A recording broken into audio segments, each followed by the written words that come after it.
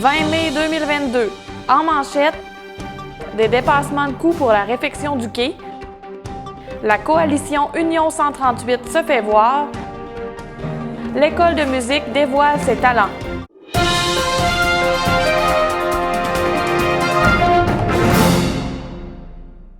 La Ville de Forestville a tenu sa séance municipale le 10 mai dernier et parmi les nombreux sujets à l'ordre du jour, on retrouvait les dépassements de coûts de la réfection du quai, projet qu'elle mène de front depuis plus de 2 ans. Les coûts des travaux étaient estimés à 7 millions de dollars, mais ceux-ci s'établissent désormais à 11 millions en raison de la hausse des prix de l'acier, entre autres. On est en démarche vers le gouvernement qui est tout à fait conscient du marché international, du marché mondial. Et on est à l'étape là, de conclure des démarches pour un ajout de 2,5 millions en subvention. Okay? Alors, c'est l'acier, c'est la main-d'œuvre, c'est l'essence. Enfin, vous connaissez tout aussi bien que moi tout ce que ça signifie présentement au niveau des coûts qui sont à la hausse. Fait que c'est un projet qu'on a commencé les places et devis il y a 2 ans. Et avec la situation d'aujourd'hui, bien évidemment, les coûts sont pas les mêmes. Malgré tout, la réfection du quai doit se faire selon l'élu. Le quai a 75 ans, ce qui le rend impraticable et non sécuritaire pour les utilisateurs. Pour Mme Anctil, ce n'est pas une option d'annuler le projet ou d'utiliser de l'acier de moindre qualité. Comme les plans et devis ont été réalisés il y a 2 ans, ils sont victimes de l'inflation. Rappelons que le même problème a été rencontré en ce qui concerne le projet de réfection de l'aéroport, dont les travaux devraient être lancés à la mi-juillet. Lors de la séance, le conseil municipal de Forestville a présenté les états financiers 2021 de l'instance municipale qui ont été vérifiés par la firme Mallette. Les résultats révèlent un surplus de 447 000 $ pour l'année 2021, ainsi qu'un surplus accumulé non affecté de 2,3 millions de dollars. La Ville de Forestville a enregistré des revenus de 7,7 millions l'an dernier et des dépenses de 7,2 millions, d'où le surplus engendré. Au 31 décembre 2021, la dette totale de la municipalité s'établissait à 4,2 millions de dollars, soit une diminution de 173 300 comparativement à 2020. L'organisme Villa Forestville, avec l'appui de la Ville de Forestville, déposera une demande d'aide financière dans le cadre du programme visant la requalification des lieux de culte excédentaires patrimoniaux, volet 1, du Conseil patrimoine religieux du Québec. La subvention permettra de réaliser une étude du bâtiment et des besoins communautaires de la localité. Elle ne comprend pas la réalisation de travaux, mais uniquement l'étude, comme spécifié par la mairesse Micheline Anctil. En plus d'offrir de l'aide financière pour la réalisation d'études techniques, de plans d'affaires et des autres outils nécessaires à la planification des projets, il offre des possibilités de réseautage, d'accompagnement et de formation aux organismes participants. Par la suite, dans le volet 2 de ce même programme, il sera possible de demander une aide financière pour la réalisation de travaux de restauration et de mise aux normes des lieux de culte patrimoniaux excédentaires en vue de faciliter leur transition vers de nouveaux usages tout en favorisant la conservation et la mise en valeur de leurs caractéristiques patrimoniales.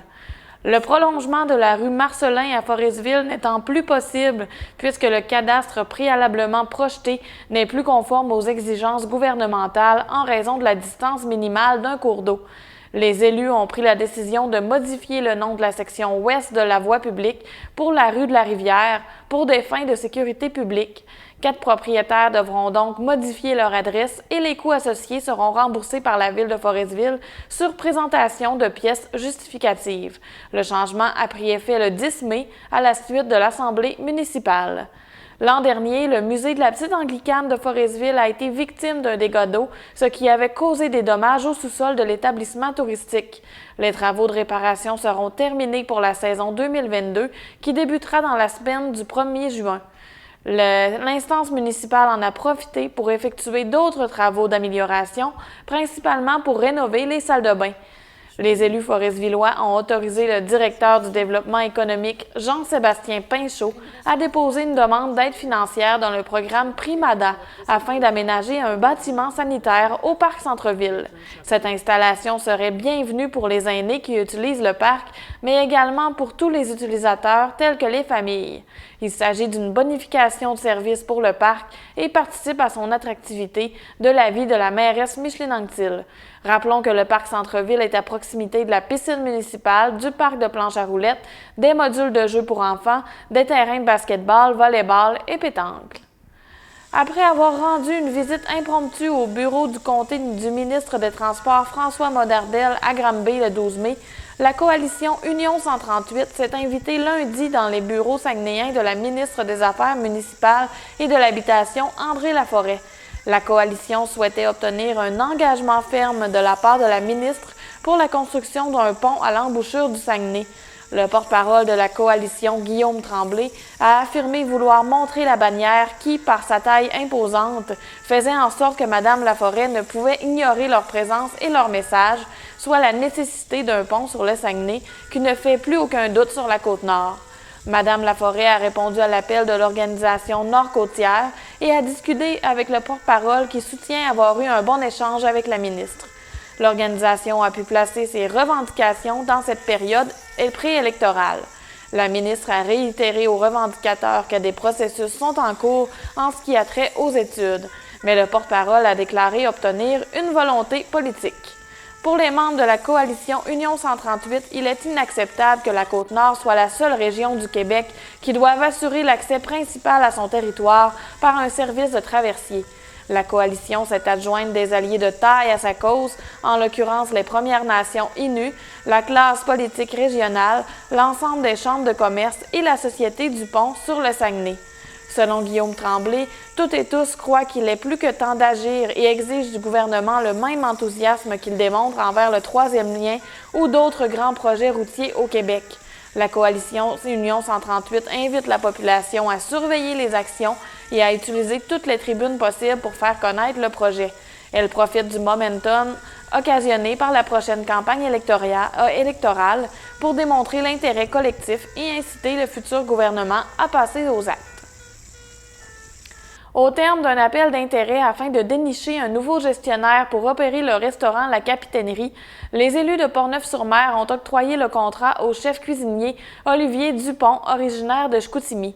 Fort d'une expérience en restauration acquise depuis plusieurs années en Europe et sur les rives du Saguenay, M. Dupont s'amène à Portneuf-sur-Mer pour une durée de 2 ans avec une année d'option à son bail. C'est sous la forme de la bistronomie que M. Dupont compte s'implanter dans le milieu, permettant un accès aux produits locaux à moindre coût dans l'assiette, tout en offrant une expérience agréable pour les convives dans la salle à manger. Le restaurant ouvrira ses portes à la clientèle vers le 15 juin jusqu'aux environs de la fin septembre avec une carte principalement axée vers les dîners et soupers, soit de 11h à 22h. Des chansonniers tiendront également des prestations à l'occasion pour animer le site les vendredis et samedis de juillet et d'août. Pour les intéressés, le cuisinier d'expérience est à la recherche de personnel en cuisine et pour le service. Le Pavillon des Arts accueillait dimanche le 15 mai le spectacle de la fin d'année des élèves de l'École de musique de Forestville. Talent, émotion et fierté étaient au rendez-vous dans la salle comble par les proches des musiciens et chanteurs après 2 années sans pouvoir tenir cet événement important pour l'organisme en raison de la pandémie. Près d'une vingtaine d'élèves ont monté sur la scène tour à tour afin de présenter le travail accompli durant l'année grâce à l'enseignement des professeurs Sylvie Auger au chant et piano et André Lajoie à la guitare et au merlin. Les premiers ont été 2 groupes de services de garde grâce au volet Éveil à la musique mis en œuvre par Mme Auger. C'est donc avec beaucoup de charme qu'Annabelle Sirois, Hubert Bouchard, Maïka Lebrasseur, Léo Tremblay et Coralie Morneau ont interprété Le Petit Homme, tandis qu'Alexis Boucher, Louis-Philippe Ross, William Michaud et Olivia Gagnon ont joué et chanté Bonhomme Bonhomme. Par la suite, Camille Bouchard a brisé la glace des élèves réguliers par sa performance de Je vole de Michel Sardou, suivi d'Amy Tremblay qui avait choisi la pièce Un peu d'innocence de Daniel Dessem. À la guitare électrique, du haut de ses 7 ans, Rémi Lavoie a joué Snuff de Split Note. La deuxième et dernière guitariste, cette fois acoustique, Alexandra Chappado, a rappelé des souvenirs aux plus âgés avec Blue Bayou de Mireille Mathieu. Quant à Damien Aymon, âgé de 9 ans, il était le seul à présenter une pièce au piano. Il a fait fureur en interprétant avec brio la danse guerrière. Au chant, Alexandre Gagné et Alison Laporte ont tous deux impressionné la foule qui a répondu avec une pléiade d'applaudissements. Ce sont les deux finalistes provinciaux de secondaire en spectacle, Myriam Tremblay-Thériault et Nicolas Perron, qui ont conclu avec la représentation avec deux interprétations à la hauteur de leur talent, soit Dis tout sans rien dire de Daniel Bélanger et Le chanteur de Serge Lama. Afin de surprendre à la fois les spectateurs, mais principalement leurs élèves, les professeurs musicaux ont offert une prestation au plaisir de tous. Ils ont été remerciés par le conseil d'administration de l'École de musique de Forestville, ainsi que par les jeunes musiciens. Finalement, une magnifique reprise de la Ballade des gens heureux a permis de terminer le spectacle sur une bonne note, avec la participation de tous les élèves et des enseignants. Pour Karine Savard, qui quitte son poste au conseil d'administration après plusieurs années d'implication, l'École de musique accomplit une mission importante au sein de la communauté.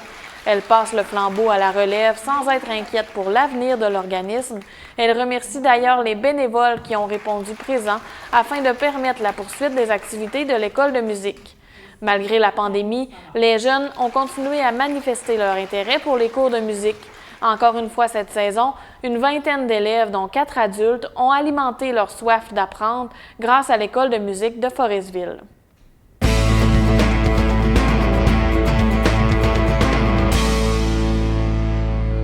Dans le monde du sport, la caravane court-saute-lance-roule de la Fédération québécoise d'athlétisme était de passage en Haute-Côte-Nord la semaine dernière. 3 écoles primaires, dont celle de Forestville, ont reçu sa visite, donnant ainsi la chance à plus de 600 élèves de prendre part à un atelier d'athlétisme. La caravane s'est d'abord arrêtée à l'école Notre-Dame du Sacré-Cœur à Sacré-Cœur le 16 mai, avec les élèves de Tadoussac et des Bergeronnes, à l'école Marie-Immaculée des Escoumins le 17 mai, où les jeunes de Longrive et de Portneuf-sur-Mer se sont joints à l'activité, ainsi qu'à l'école Saint-Luc de Forestville le 18 mai. Un mini-stade était installé dans la cour d'école ou l'aréna locale selon les conditions météorologiques et chaque groupe participait à un atelier d'1 heure. L'activité s'adresse aux enfants de 4 à 14 ans. C'était la première fois que la caravane se rendait sur la Côte-Nord, elle qui en est à sa première année dans la région de Québec. 7 disciplines différentes de l'athlétisme étaient mises de l'avant: sprint sur 30 mètres, course de haies sur 30 mètres, saut en hauteur, initiation au saut à la perche, saut en longueur, lancer du javelot et lancer du poids. Notons que Course Saute Lance Roule est le programme national de développement de la base d'athlétisme Canada. La caravane se veut un outil d'animation fondé sur la proximité.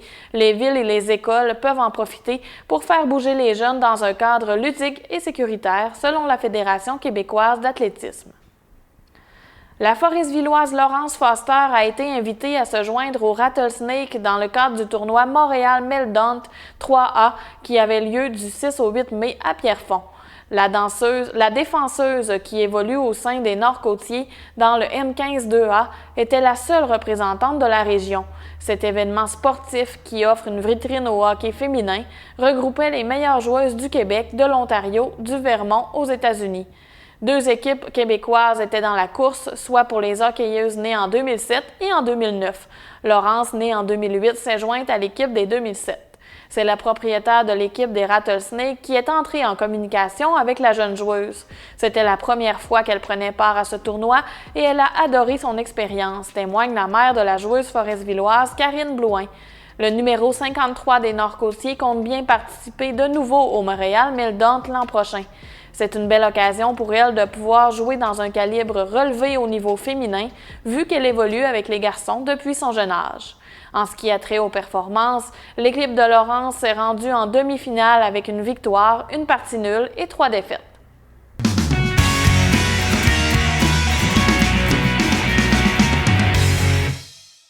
À la météo, ce vendredi 20 mai, l'approche de l'été s'est fait sentir avec un ciel ensoleillé et une température atteignant 16 degrés. Pour samedi, Environnement Canada prévoit des averses, mais le mercure grimpera de quelques degrés pour atteindre un maximum de 20. Les conditions se gâteront ce dimanche puisque c'est de la pluie qui sera au rendez-vous avec un thermomètre de 11 degrés. C'était le dernier bulletin d'information de la saison.